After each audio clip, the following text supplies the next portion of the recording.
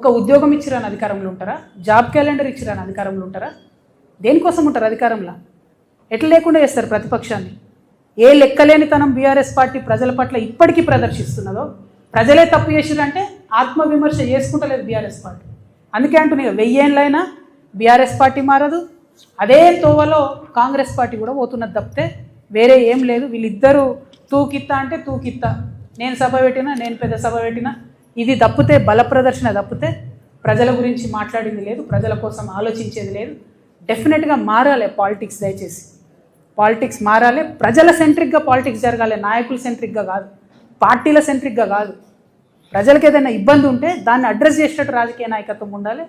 దానికోసమే ఈ రాష్ట్రంలో కొత్త రాజకీయ శక్తిగా మేము ఆవిర్భవించబోతా ఉన్నాం. 25వ తారీఖు నాడు ప్రజలందరినీ నేను రిక్వెస్ట్ చేస్తూ ఉన్నా, దయచేసి కథలు రండి, తరలి రండి.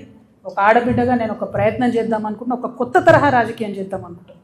ప్రజల కష్టాలు తీరేటట్టు, ప్రాబ్లం ఉంటే ఆహా ఉందా అని అక్నాలెడ్జ్మెంట్ కాదు, పరిష్కారం కోసం వెతికేటటువంటి పోరాట పటిమతో మీ దగ్గరికి వద్దాం అనుకుంటున్నా. ఒక ఆడబిడ్డగా వస్తున్నా, ఆశీర్వదించమని కోరుతూ సభను విజయవంతం చేయవలసిందిగా జాగృతి కార్యకర్తలకు, నాయకులకు పిలుపునిస్తూ యంగ్స్టర్స్కి, స్టూడెంట్స్కి, యూత్కి ప్రత్యేకించి వెల్కమ్ చెప్తూ సెలవు తీసుకుంటున్నాను. Thank you. జై తెలంగాణ, జై జాగృతి, జై తెలంగాణ.